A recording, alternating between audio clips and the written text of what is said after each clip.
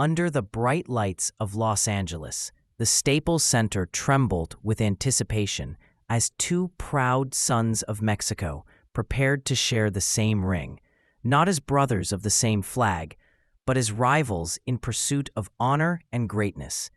Alfonso Gomez walked in first, his face carved with determination, the crowd divided between respect and uncertainty. He was the veteran, a man who had lived both triumph and heartbreak inside the squared circle, carrying the scars of experience and the heart of a warrior. From the shadows of the tunnel, the air grew thick, and then came the sound, the music that announced the arrival of a young king. Saúl Canelo Álvarez emerged, glowing under the golden beams, his expression unreadable, his gloves already speaking of war. The undefeated WBC Super Welterweight champion walked like destiny itself had summoned him. The roar from the crowd mixed with flashes of camera lights as two generations of Mexican boxing faced each other. When they stood center ring for the referee's final instructions, their eyes locked, one man fueled by the hope of revival, the other by the hunger of youth. The bell was a gunshot in the silence of expectation. The first round opened with the sharp sound of leather meeting air as Canelo tested range behind a crisp jab, while Gomez, always brave, looked to press forward and unsettle the champion. Alvarez's stance was calm, poised, the kind of stillness that hides thunder. Then, with breathtaking precision, the young champion exploded. A short left hook, compact and devastating, crashed against Gomez's jaw. In an instant, Alfonso dropped to the canvas, not from carelessness, but from the cold reality of Canelo's power. The Staples Center erupted in gasps and cheers. Gomez rose, shaking off the shock, nodding at the referee that he was fine. Canelo's expression did not change. He knew this was only the beginning. The crowd could sense something special, the poise, the patience, the cold efficiency of a fighter born for the spotlight. Yet Gomez, tough as granite, refused to yield. He fought back with combinations, digging to the body, reminding everyone that courage could defy logic. Still, Álvarez remained composed, stalking him with slow, deliberate steps, like a lion gauging distance before the next strike. The round ended with Gomez surviving the storm, and the crowd rose to their feet in applause, both for Canelo's brilliance and Gomez's defiance. As the second round began, Alfonso Gomez came out with renewed intent, using movement, angles, and quick bursts of aggression to disrupt Álvarez's rhythm. He was no easy prey. Behind his stoic expression, a predator's calculation was unfolding. He began to control distance with a commanding jab, stepping in and out effortlessly, dictating the terms of engagement. When Gomez would swing wide, Álvarez answered with clean counters, short, efficient, punishing. The commentators noted Canelo's balance, his compactness, and the maturity beyond his years. But Gomez earned respect this round. His heart kept him in the fight. He landed a clean right hand that caught Canelo's attention, drawing a brief nod from the champion as if acknowledging the strike. The energy in the arena swayed, a battle between resilience and raw power. When the bell rang, both men returned to their corners, breathing heavy, and in that moment you could see it, the veteran's pride facing the champion's inevitability.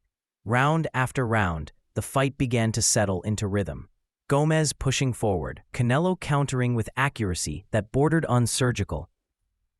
The veteran's volume was high, his effort undeniable, but Álvarez's shots carried authority.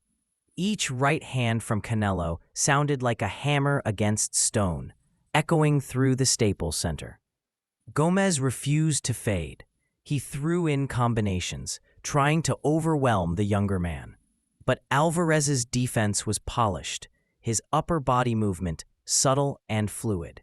He would slip, roll, and answer with pinpoint shots to the body, forcing Gomez to backpedal. The crowd's energy was magnetic, a war between admiration and anxiety.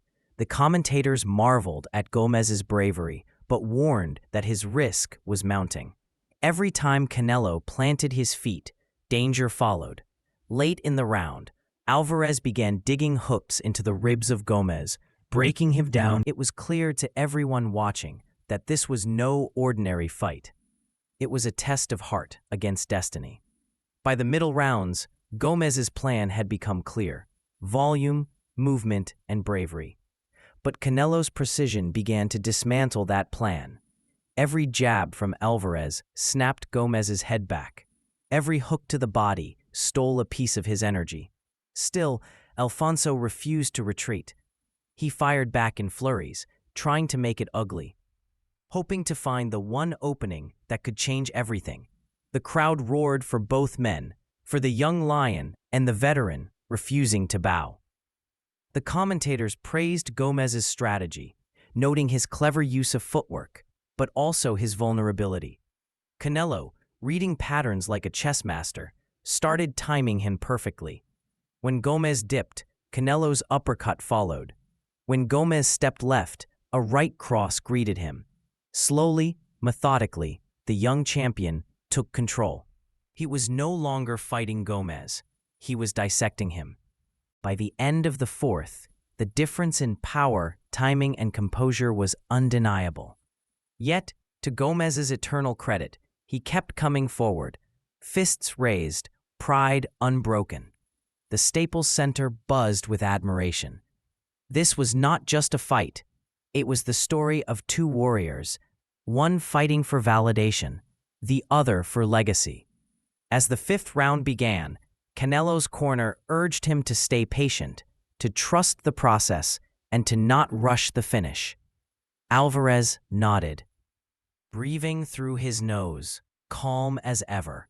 Across the ring, Gomez's team encouraged him to throw combinations, to double the jab, to show the heart of a Mexican fighter. The bell rang, and Gomez came out throwing. Fast hands, aggressive footwork, daring Canelo to engage. Alvarez obliged. The exchanges grew fierce. Gomez landed clean hooks, and for a brief moment, it seemed he was turning the tide, but then Canelo adjusted. A sharp uppercut caught Gomez flush under the chin, sending his head snapping back. The crowd gasped. Alvarez followed with a right hand to the temple, then a left hook to the body. Each punch landed with purpose, each second tightening the noose. Gomez fought back bravely, refusing to back down. He absorbed the punishment, still answering with his own combinations. It was pure Mexican heart on display. Two warriors giving everything they had. As the round ended, Canelo's punches began to find rhythm again, his combinations flowing with frightening ease. The momentum had shifted fully. Gomez, though gallant, was now fighting to survive more than to win. The sixth round opened like the calm before a storm. The crowd could feel it. The end was near. Gomez, marked and weary, still came forward, still fought like a man who refused to surrender. His will was steel, but his body was fading. Canelo's footwork was patient, measured, and every step carried intent. He stalked Gomez, cutting off the ring, measuring the range. Then it happened. A clean right hand up the middle, followed by a looping right cross across the top. Two devastating punches that ripped through Gomez's defense. The veteran stumbled backward, dazed, his legs betraying him.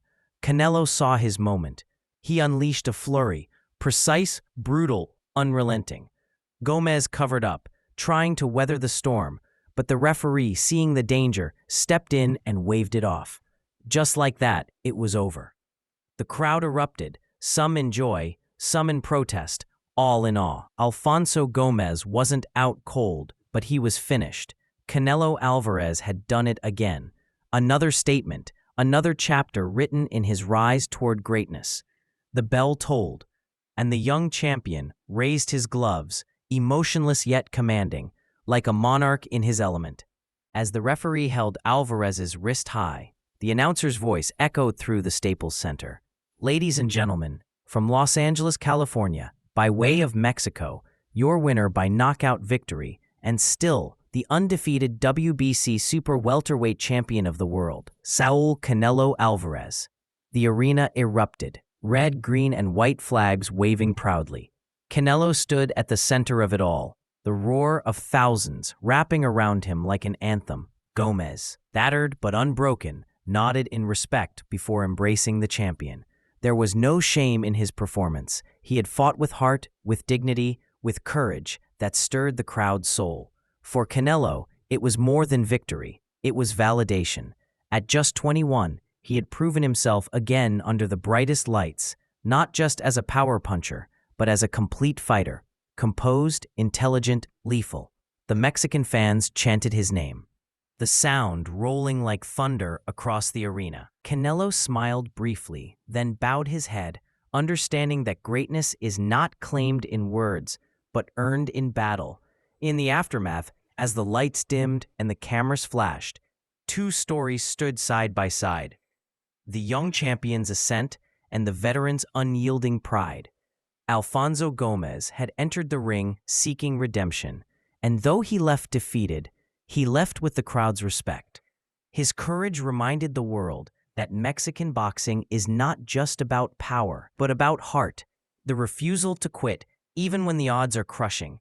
Canelo Álvarez, meanwhile, cemented another layer of his legacy. He had faced adversity, weathered challenges, and once again delivered a statement of supremacy. The whispers about his age, his experience, his readiness, they all faded beneath the sound of his punches. As he walked back through the tunnel, belt over shoulder, the image was timeless, a young king in full command of his destiny. The arena still echoed with chants of Canelo, Canelo, as the night drew to a close, marking not just another win, but another defining moment in the making of a legend.